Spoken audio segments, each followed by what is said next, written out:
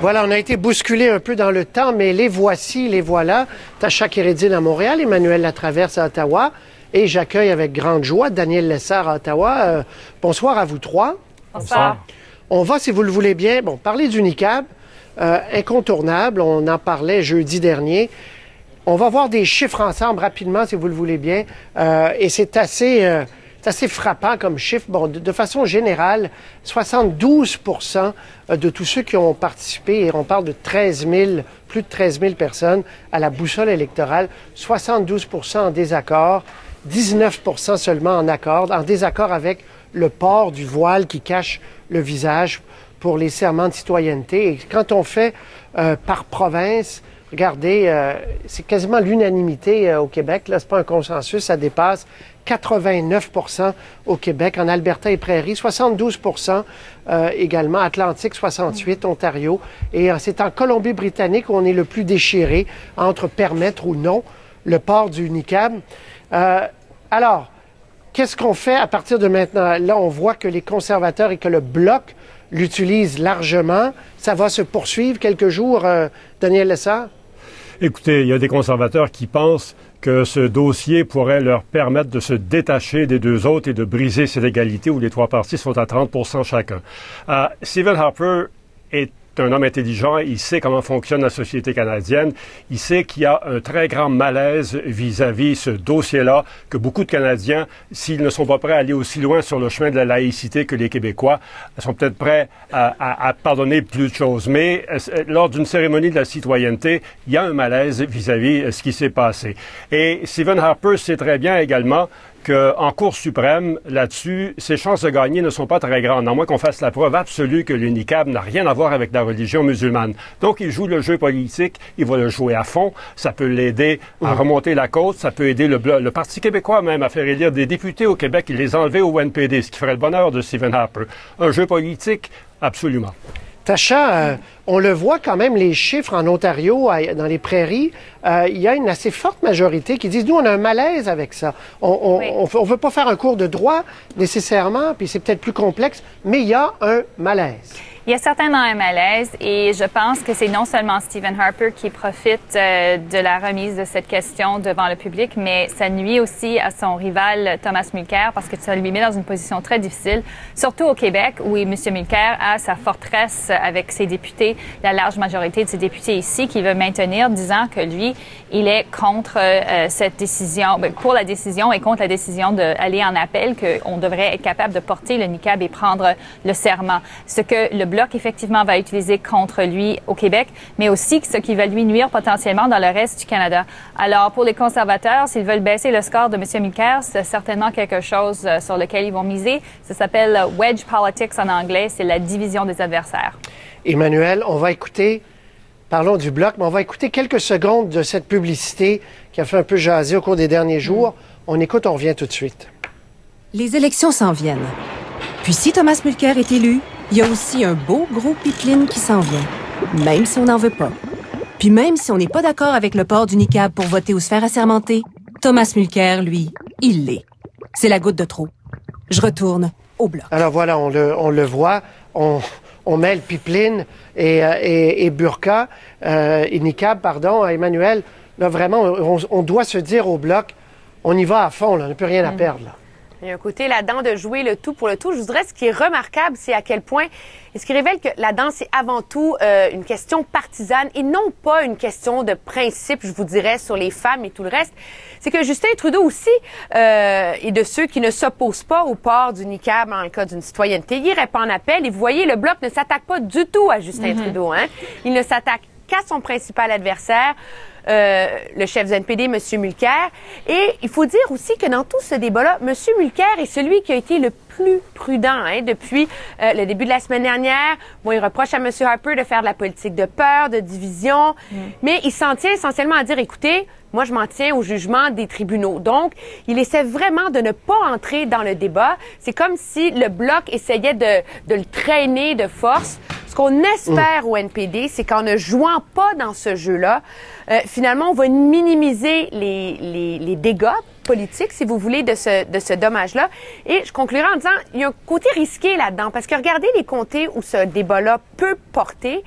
c'est principalement des comtés où le Parti conservateur espère faire des gains.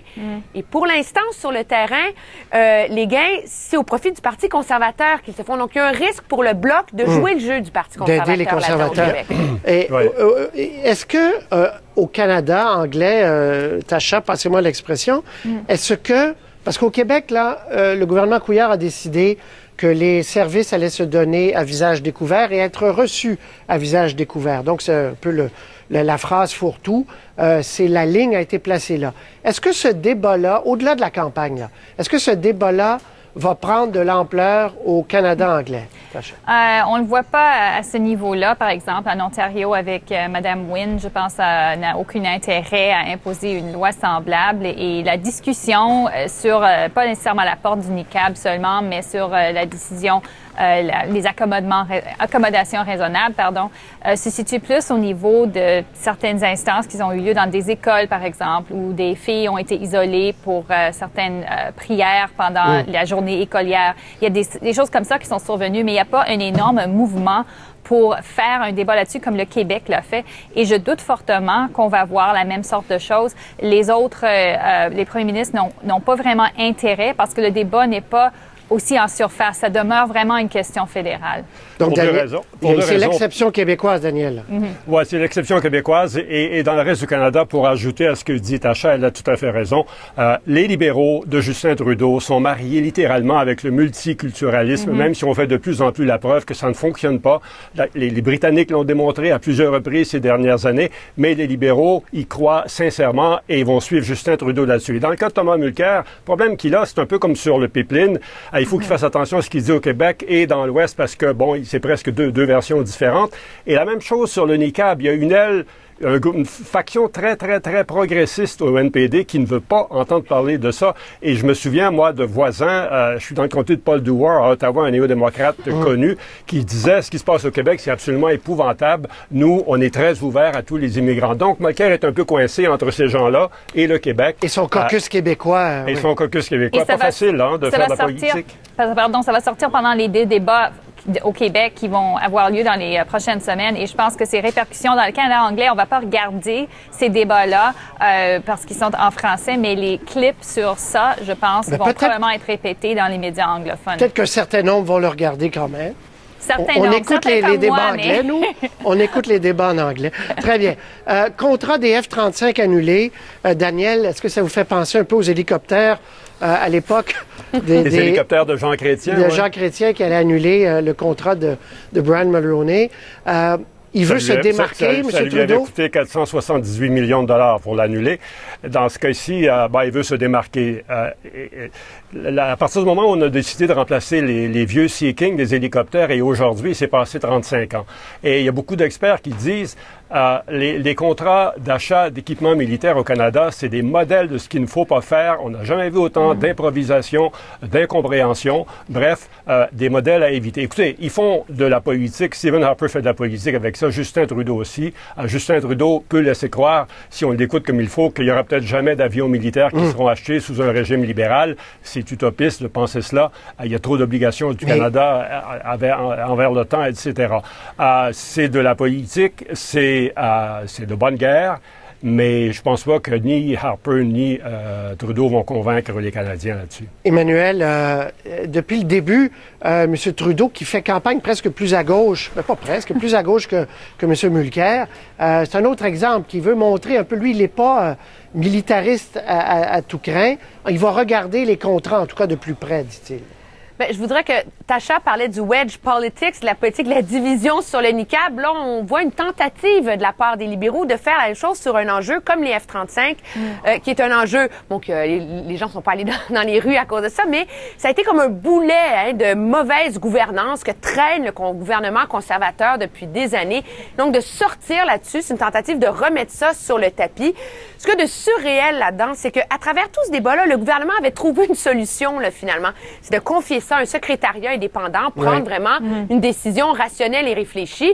Là, M. Trudeau, lui, jette ça aux poubelles. Et le pire là-dedans, c'est que M. Harper, pour marquer des points, soudainement, lui qui veut pas parler de F-35 depuis des années, il veut pas toucher à ça avec une pôle de 10 pieds, mais aujourd'hui, tout d'un coup, il attaque Justin Trudeau là-dessus et plaide finalement toutes les vertus, les retombées économiques de ce projet-là. Donc, ça tourne un peu au surréel de campagne électorale. D'ailleurs, permettez-moi, on va vous donner quelques chiffres. On va pas vous abreuver, mais quelques chiffres sur ce... C'est un achat gigantesque, on le voit. 25 milliards, ça c'était en 2010, coût initial, 65 avions. Il y a toujours 65 avions en prévision, mais on est rendu à 46 milliards de dollars. C'est un coût estimé pour 40 ans, pas juste l'achat, mais l'entretien. Donc, c'est un gros morceau, là, Tasha et Daniel. Oui, c'est un gros morceau. Et écoute, les choix sont là. On pourrait en acheter moins de ces avions si on voulait conserver le chiffre initial. Ce que font d'ailleurs d'autres pays, ils revisent le montant d'avions qu'ils vont acheter. Mais moi, je pense que c'est un excellent exemple de ce que la campagne des libéraux fait sur plusieurs niveaux, c'est-à-dire la différenciation à tout prix des conservateurs pour se positionner comme le anti-Harper Party. Ils ont fait ça sur les déficits, ils ont fait ça même sur les réfugiés en disant on va amener 25 000, c'est le plus de tous les partis en première année. Et maintenant ici, et ça force M. Mulcair et M. Harper dans le même camp, ce qui ne fait pas distinguer M. Mulcair de M. Harper. Alors, c'est incarner le changement, mais comme Emmanuel a dit, c'est plus à gauche que le Parti libéral. C'est pas de principe, mais c'est très électoral. C'est un bon calcul, je pense. C'est une nouveauté. Oui, Daniel, en conclusion. Là où il y a des nuances qui manquent, Patrice, c'est que quand Stephen Harper dit on va perdre des tonnes d'emplois, chaque fois qu'il y a négociation de ce genre de contrat, là où c'est toujours le plus difficile, l'achoppement, c'est sur le contenu canadien. Que ce soit un gouvernement libéral, un gouvernement conservateur ou néo-démocrate, ils vont devoir négocier un contenu canadien important, sinon il n'y aura pas de contrat. Donc, de dire on va perdre des milliers d'emplois... prévu à la loi, ben oui. Oui, si on annule le contrat complètement et on n'en achète pas du tout, oui, il va se perdre des emplois, mais je pense pas que Justin Trudeau soit allé jusque-là. Il veut juste revoir le processus de soumission et aller au plus bas soumissionnaire. Voilà. Merci à vous trois. Emmanuel, bonne suite. On se revoit un peu plus tard cette semaine. Je vous donne 20 secondes, Emmanuel. Après une semaine de terrain, vous étiez avec M. Mulcair. Et puis, ça se corse, là? Oui, c'est une campagne qui se corse. Moi, ce que je remarque surtout, c'est qu'on a eu toute une première phase de campagne, changement, pas changement, économie. Et là, vous voyez que ce soit sur les F-35, que ce soit M. Mulcair sur la loi antiterroriste, on voit le débat se préciser dans les détails des offres que font les chefs politiques. C'est le prix d'une campagne de 79 jours. On peut pas faire des annonces à tous les jours. Et ça monte la barre pour les chefs qui sont forcés maintenant de vraiment expliquer aux Canadiens et rendre des comptes sur ce qu'ils leur promettent. Très bien. On va essayer de leur faire rendre des comptes jeudi à ce débat que des anglophones écouteront avec plaisir. Avec plaisir, je vais l'écouter. Je voulais pas dire que personne va le regarder. Salut, Emmanuel. Au revoir. Merci, bye-bye.